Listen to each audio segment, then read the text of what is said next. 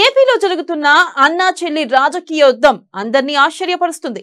ఇప్పటికే వైసీపీని ఓడించాలనే ఆనందం కూటమి కంటే షర్మిలలోనే ఎక్కువగా కనిపిస్తుంది. అలాగే ఇప్పుడు ఆస్తుల మ్యాటర్ మరింత మంటబడుతుంది. అయితే తన ఫ్యామిలీ మ్యాటర్ ను ప్రతి ఒక్కరికి సమస్యగా మార్చేశారు జగన్. వైసీపీ నేతలకు ప్రత్యేకంగా చెల్లిపై యుద్ధం చేయాలని సూచనలు చేశారట. అయినా ఆ లీడర్లకు తెలియందా రక్త సంబంధం ఏనాటికైనా ఒకటవక మానదని? మరి ఎందుకంత ఎగిరెగిరి పడుతున్నారు?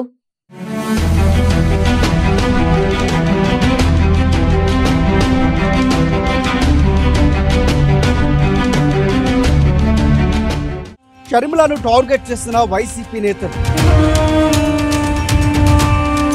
చెల్లెమ్మపై మాటల యుద్ధంలో తగ్గొద్దని జగన్ వెల్లడి. గుడ్ బుక్ లో పేరు కోసం తెగ ప్రయత్నాలు.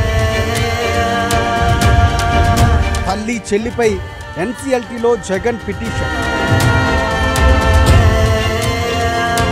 ఆస్తిలో తన వాటా కోసం తగ్గని షర్మిల. జగన్ మనస్తత్వాన్ని బట్టే ఫ్యూచర్.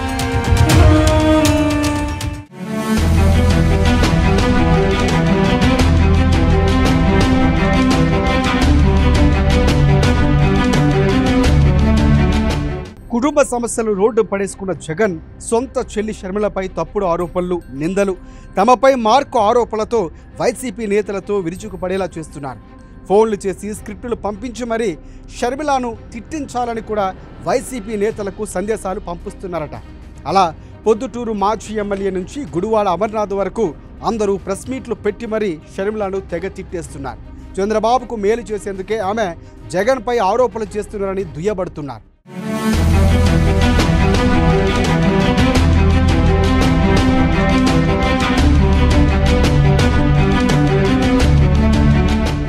అలా మాట్లాడుతున్న ప్రతి ఒక్కరికి నిజమేంటో తెలుసు.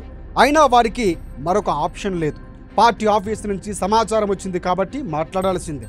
లేకపోతే గుడ్ బుక్లో పేరు రాసుకొని ఈ విషయాన్ని జగన్ వ్యక్తిగత అంశంగా కాకుండా రాజకీయం చేస్తున్నారు.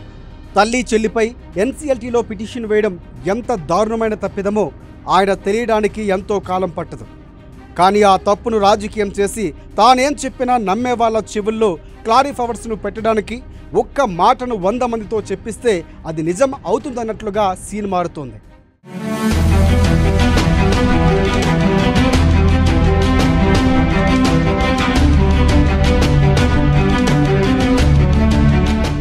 అయితే వైసీపీ నేతలైనా కాస్త ఆలోచన చేయాల్సింది.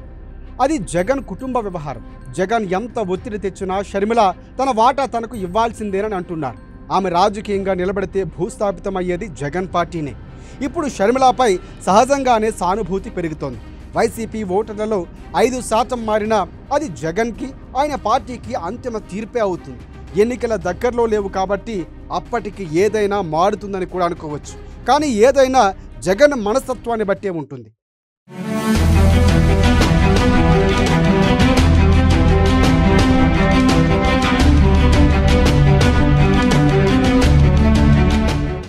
ఎన్నికల సమయానికి సోదరుని ఎలాగైనా బుజ్జగిస్తారేమో, కానీ అప్పుడు బలయ్యేది ఇప్పుడు మాట్లాడిన నేతలేనని కూడా కొంచెం కూడా ఆలోచించడం లేదు. ఎందుకంటే వారి కుటుంబ సభ్యులు, మిగతా వారంతా బయట వాళ్ళే. ఈ సూక్ష్మాన్ని వైసీపీ నేతలు గుర్తుంచుకుంటారో లేదో చూడాలి మరి.